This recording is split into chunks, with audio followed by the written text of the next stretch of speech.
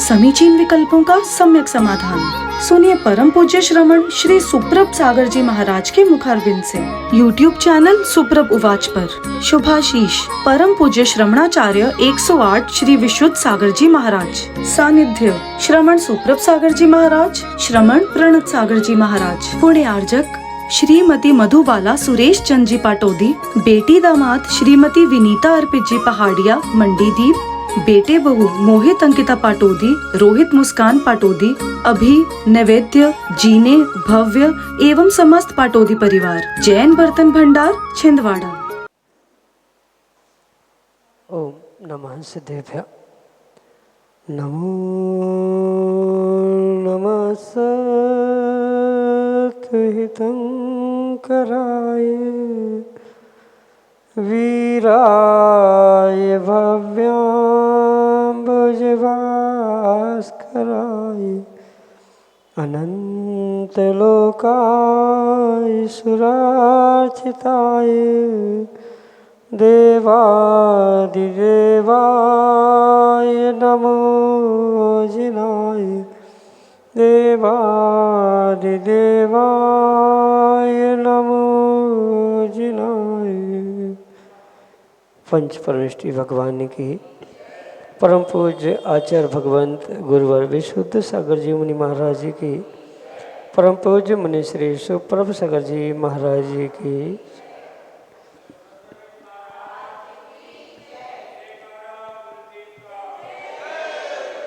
समीचीन विकल्पों का सम्यक समाधान। सम्यक ज्ञान के वह अलौकिक विधा जो हमारे जीवन को सम्यक ज्ञान रूपी ज्योति से ज्योतित करने वाली होती है, क्योंकि सम्यक ज्ञान है आत्मकल्याण के लिए कार्यकारी उपाय है। परम पूज्य आचार्य भगवंत गुरुवर विशुद्ध सागर जी महाराज के मंगल सुभाषित से परम पूज्य मुनि श्री सुप्रभ सागर जी महाराज द्वारा हमें वह आत्मकल्याण की अनूठी विधा समीचीन विकल्पों का सम्यक समाधान प्रदान किया जा रहा है, जिसके माध्यम से निश्चित ही हम अपने अंतरंग के अज्ञान रूपी अंधकार को दूर करके और अपने ज्ञान में अपने जीवन में सम्यक ज्ञान को अवश्य प्राप्त कर सकते हैं। तो ऐसे आत्मकल्याण की अनूठी विधा से आप भी जुड़ें और अपना समीचीन विकल्प भेजते हुए परम पूज्य मनुष्य से उसका सम्यक समाधान प्राप्त करें। प्रारंभ करते हैं आज का सम्यक समाधान। और आज के पहले विकल्प के लिए ऋषिनगर उज्जैन मध्य प्रदेश से श्रीमती ममता ताराचंद जैन महाराज के चरणों में बारंबार नमस्ते निवेदित करते हुए अपना समीचीन प्रश्न करें कि महाराज जी 64 रिद्धिधारी एवं सप्तचारण रिद्धिधारी मुनिराजों में क्या अंतर है। हमारे समीचीन विकल्प का सम्यक समाधान करने की अनुकंपा करें। नमोस्तु महाराज जी, नमोस्तु। ओम नमः सिद्धम।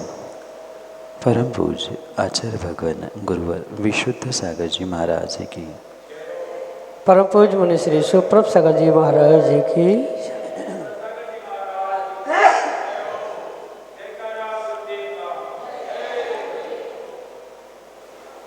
जो रिद्धिधारी मुनिराज हुआ करते उन रिद्धिधारी मुनिराजों की अपेक्षा से ही वह 64 रिद्धियों का वर्णन प्राप्त होता है। कहने का तात्पर्य ये है, जो 64 रिद्धि है उनमें से ही एक चारण रिद्धि, विक्रिया रिद्धि आदि रूप प्राप्त होने वाली रिद्धि है। 64 रिद्धिधारी का मतलब कोई 64 नाम की रिद्धि नहीं है, अपितु 64 संख्याओं में रिद्धियाँ हुआ करती है। इसलिए उन मुनिराजों को 64 रिद्धिधारी मुनिराज कहा जाता है।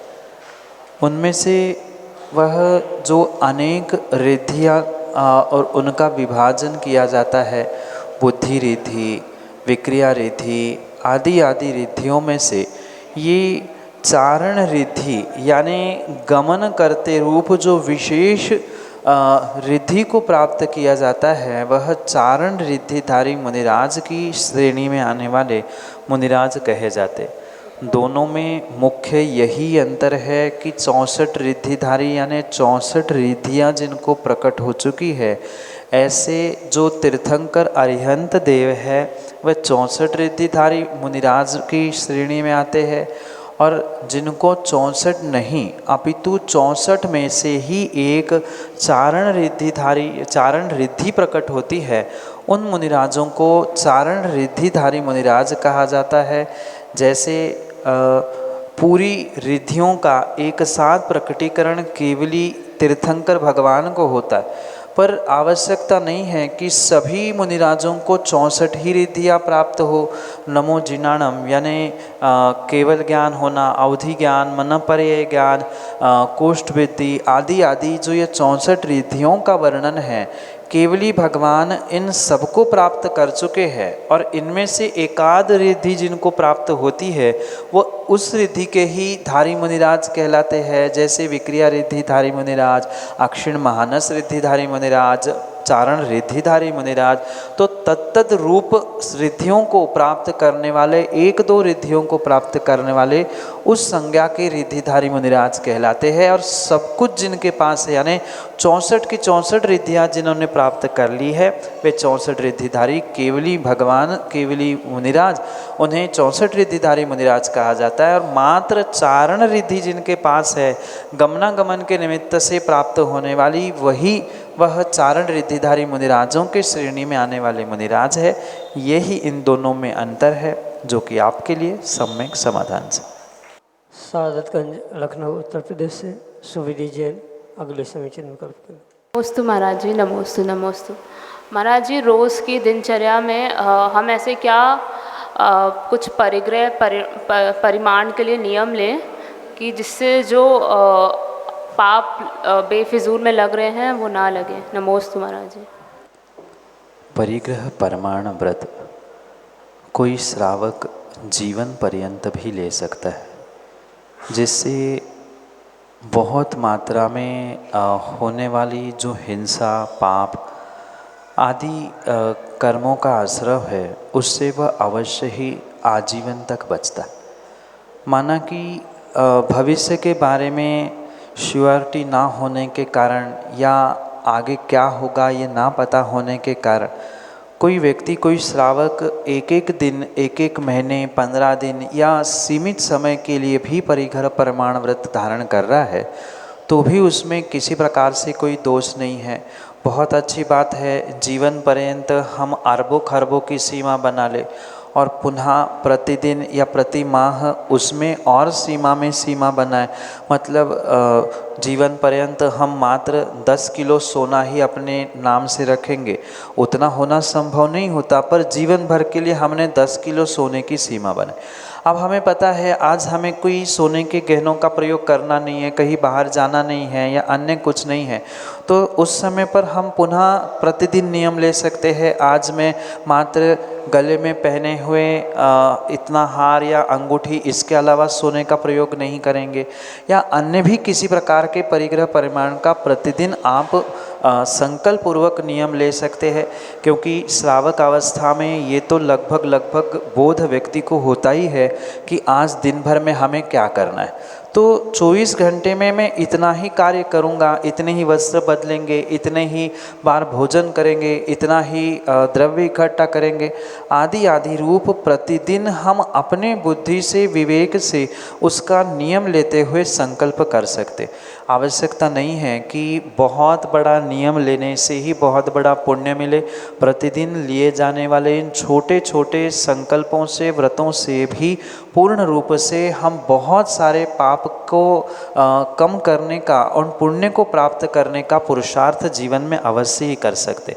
इसलिए जितने भी प्रकार के परिग्रह कहे हैं, 24 प्रकार के परिग्रह कहे हैं, अंतरंग और बहिरंग, तो उन अंतरंग बहिरंग दोनों प्रकार के परिग्रह की सीमा करना, बर्तन, कपड़े, दास दासी, धन दौलत, हीरा, सोना, चांदी आदि जो बहिरंग परिग्रह कहे हैं उनकी प्रतिदिन सीमा करना, उठते ही निर्णय करना कि आज दिन में मात्र 5 ही कपड़े बदलेंगे, आज दिन में मात्र 3 बार ही भोजन करेंगे, आज 10 बार ही पानी पिएंगे आदि ये प्रतिदिन की सीमा करते हुए, बहुत सारे पाप आश्रयों की सीमा करते हुए एक श्रावक अपने जीवन को बहुत उत्कृष्ट बना सकता है। यही आपके लिए सम्यक समाधान। विजय जैन काला, सादतगंज लखनऊ उत्तर प्रदेश से अगले समीचीन विकल्प। नमोस्तु गुरुदेव, नमोस्तु नमोस्तु नमोस्तु गुरुदेव।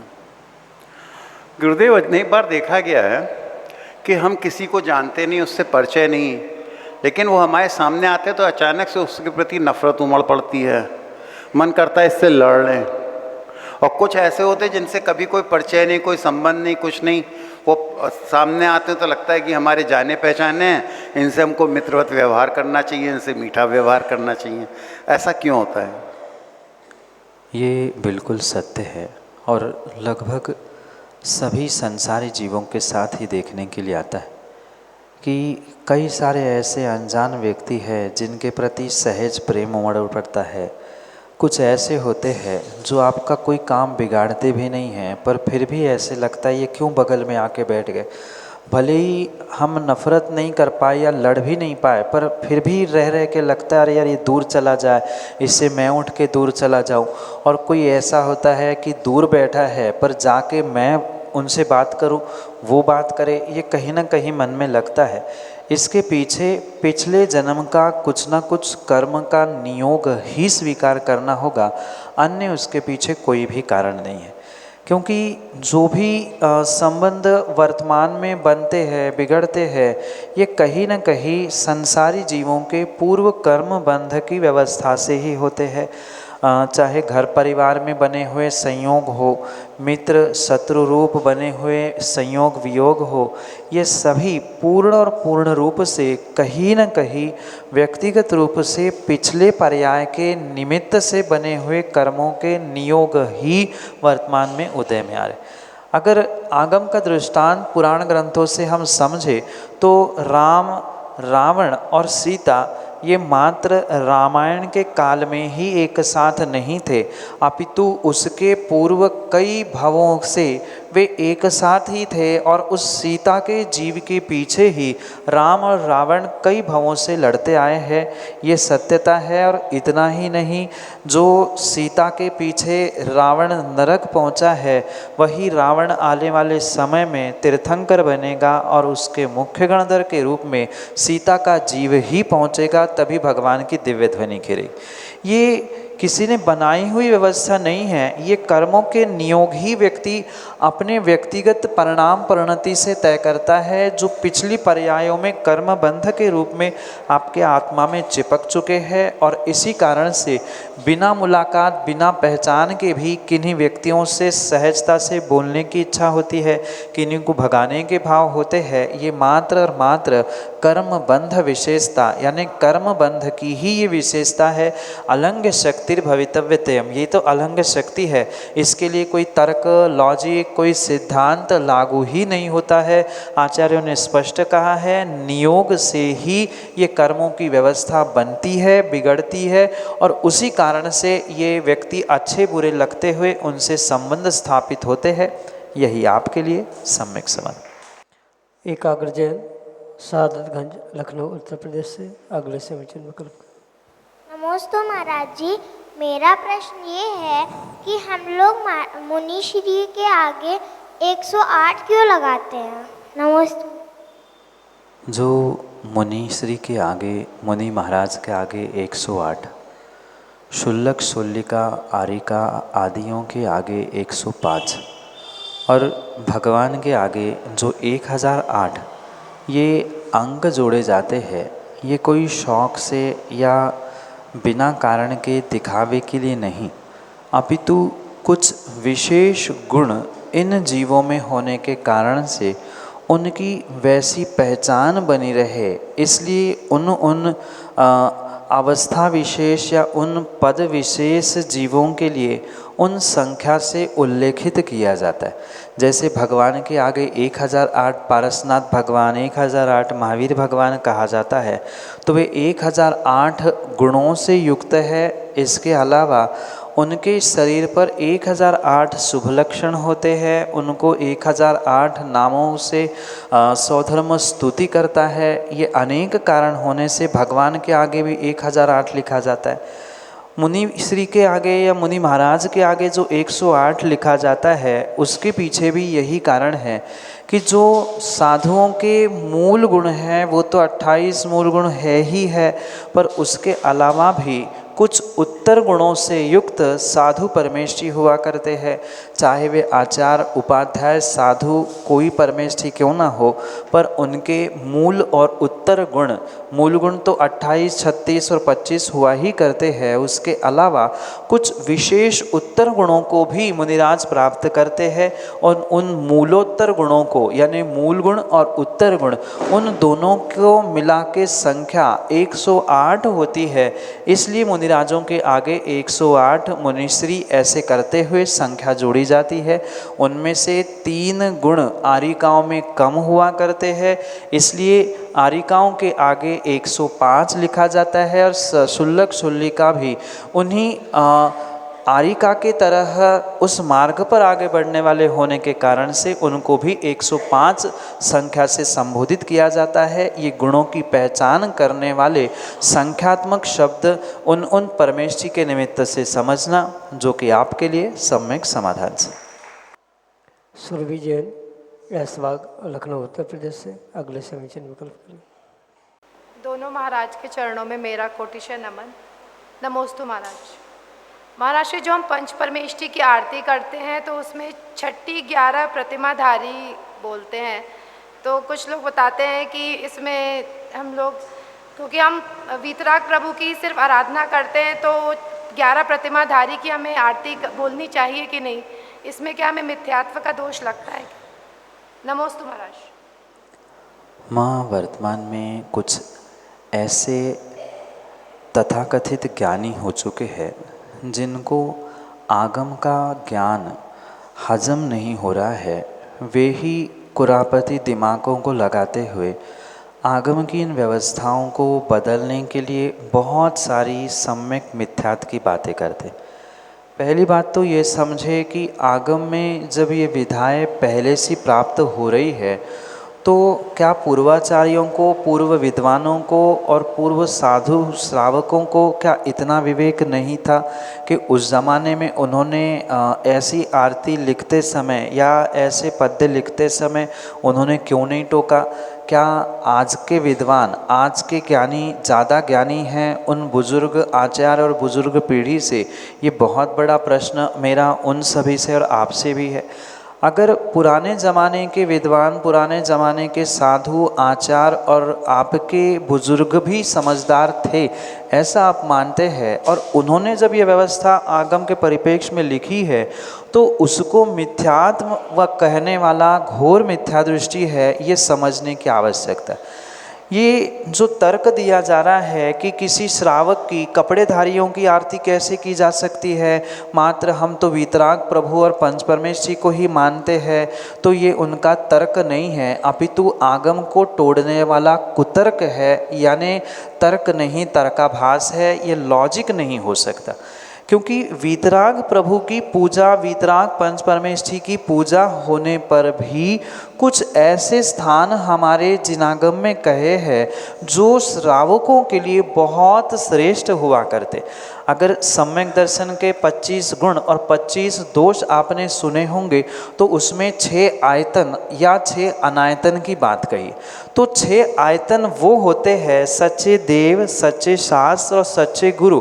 ये तो 3 आयतन है ही, सम्माननीय, पूजनीय, परम पूजनीय है ही, पर इसके अलावा जो सच्चे देव शास्त्र गुरु को मानने वाले 3 हैं, यानी सच्चे देव को मानने वाले, सच्चे गुरु को मानने वाले और सच्चे शास्त्र को मानने वाले हैं, वे श्रावक भी क्यों ना हो, वे पूजनीय भले ही ना हो, परम पूज्य भले ही ना हो, पर आदरणीय, सम्माननीय श्रावक अवस्था में भी हो सकते हैं, क्योंकि वे सम्यक दृष्टि है, सच्चे देवशास्त्र गुरु को वो मानते हैं।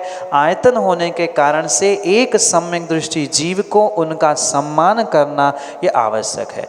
अगर मैं और थोड़ा सा डीप में जाकर व्यवहार से ही बात कर लूँ, तो आपके घर में शायद अभी दिवाली आने वाली है, तो दूज भी मनाई जाएगी।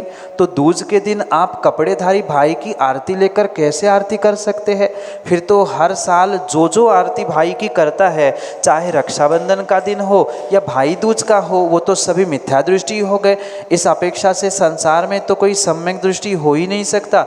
जो भाई दूज और रक्षाबंधन जैसे त्यौहार मनाता है, उससे भी और बड़ी बात कर दे तो शादी ब्याह में भी कई बार वधू को, वर को आरती से सम्मानित किया जाता है। कोई वधू को लेने बारात लेके आता है वर, तो उसको भी आरती से अवतरित करते हुए प्रवेश किया जाता है।